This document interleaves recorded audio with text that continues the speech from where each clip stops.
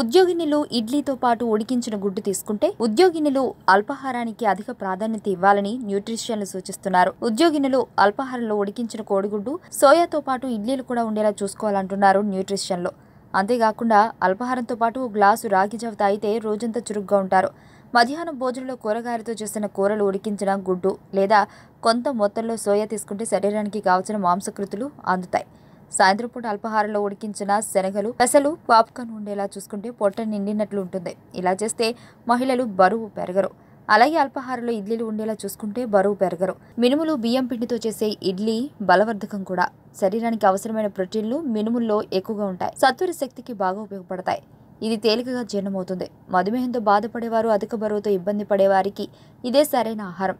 రోజు ఒకేలా అనిపిస్తే రాగి, జొన్నపిండి కలుపుకుని ఇడ్లీలు తయారు చేసుకుని తీసుకోవచ్చునని పోషకాహార నిపుణులు చెబుతున్నారు. ఆరోగ్యవంతమైన జీవితం కోసం మనం పాటించాలి కొన్ని నియమాలని. చిన్ని చిన్ని చిట్కాలతో చింతలేని జీవితాన్ని ఎలా గడపాలి అనే దానికి వీక్షిస్తూనే ఉండండి మన ఆరోగ్యం యూట్యూబ్ ఛానల్. మరిన్ని ఆరోగ్య సూత్రాలకు సబ్స్క్రైబ్ చేసుకోండి.